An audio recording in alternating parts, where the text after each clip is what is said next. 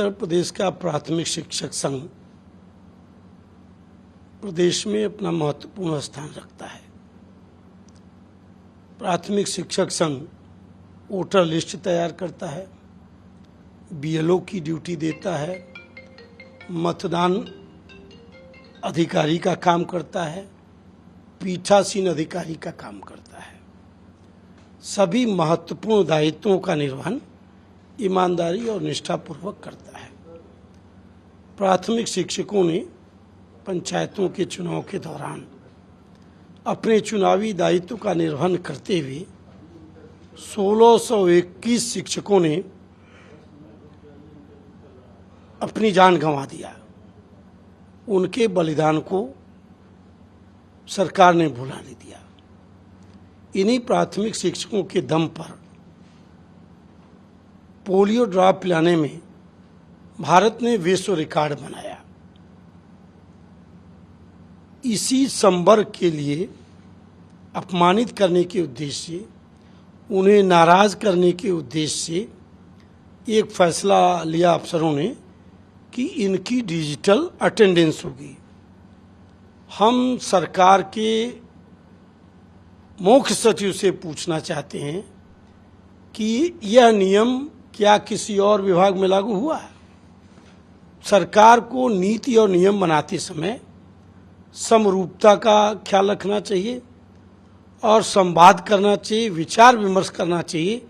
जिनके बारे में आप निर्णय लेने जा रहे हैं उनसे तो अवश्य विचार विमर्श करना चाहिए। ऐसा न करके अफसरों ने एक तरफा नियम बना दिया। अभी डीजी बेसिक के कार्यालय में औचक निरीक्षण हुआ, 85 कर्मचारी अनुपस्थित पाए गए। तो क्या उन्होंने अपने ऑफिस का डिजिटल अटेंडेंस का कोई लागू किया? प्रदेश के किसी विभाग में डिजिटल अटेंडेंस लागू नहीं है। प्राथमिक शिक्षकों के लिए क्यों? जिनका बलिदान, जिनका सहयोग, जिनकी कर्तव्य निष्ठा से लोकतंत्र मजबूत हो रहा है, उनको आप अपमानित करके सरकार के खिलाफ खड़ा कर दिए। प्रदेश की नौकरशाही सरकार के खिलाफ साजिश में लिप्त है। जिन नौकरशाहों ने ये अव्यवहारिक नियम बनाया है, वे सभी लोग सरकार के खिलाफ साजिश में लिप्त हैं। आपने इसमें अपने पत्र में एक और बात लिखी कि प्रदेश की जनता सरकार से नाराज है। प्रदेश की जनता सरकार से क्यों नाराज हो गई? वो सब कुछ मोदी और योगी सरकार ने दिया जो जनता को चाहिए। विरासत को समृद्धशाली बनाया, अंतर्राष्ट्रीय सीमाओं को सुरक्षित किया, कानून व्यवस्था और सुशासन का नया मॉडल स्थापित किया। दुनिया में इसकी चर्चा है। इतनी सारी उपलब्धियों के बावजूद क्यों हम लोकसभा 2024 हार गए? अपेक्षित परिणाम क्यों नहीं मिला? नौकरशाही अराजकता की सीमा तक चली गई है।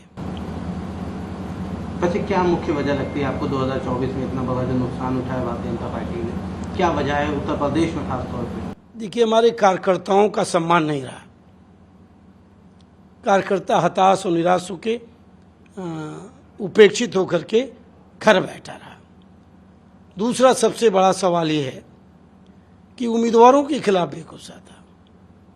संविधान बदलने की भी बात से लोगों में आरक्षण को लेकर भय की लहर दौड़ गई। इसके अलावा 25-30 साल से तदर शिक्षक पढ़ा रहे थे। सुप्रीम कोर्ट ने आर्टिकल 142 में सरकार को असीमित अधिकार दिया। कहा कि सरकार तदर्थ शिक्षकों के समाधान का कोई प्रशासनिक हल ढूंढे। इनकी लंबी सेवाओं को देखते हुए हम इन्हें बाहर करने की मंशा नहीं रखते, लेकिन अफसरों ने गलत फैसला ले लिया। 25 साल की सेवा के बाद सड़क पर बाहर कर दिया। तो आज समय की ज़रूरत है। 2027 की जो चुनाव है सर पर, उसमें सफलता हासिल करने के लिए मैंने सुझाव दिया है कि सरकार इस अव्यवहारिक डिजिटल अटेंडेंस के निर्णय को वापस ले। जब प्रदेश के किसी अन्य विभाग में नहीं थी, यहीं क्यों?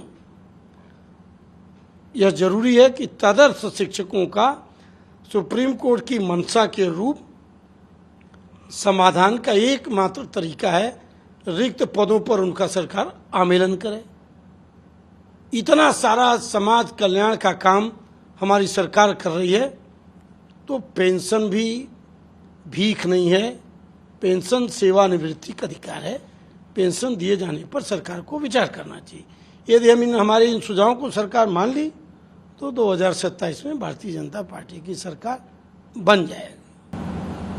बीते कई दिनों से ये चीज़ देखी जा रही है, बड़ी अहम सवाल है ये कि पार्टी के कई ऐसे विधायक हैं, आपके सहयोगी विधायक हैं, जो लगातार पार्टी से नाराजगी अपनी दिखाते हुए नजर आ रहे हैं। देखिए, एक जिम्मेदार जनप्रतिनिधि होने के नाते जनता की मानस में जो चर्चा पर चर्चा का विषय है उससे अवगत कराना मेरा विधायी और राजनीतिक कर्तव्य है।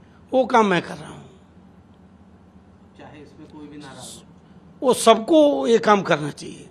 एक जागरूक जनप्रतिनिधि के नाते सभी को जनता के बीच की जो समस्याएं हैं उनको अवगत कराना चाहिए।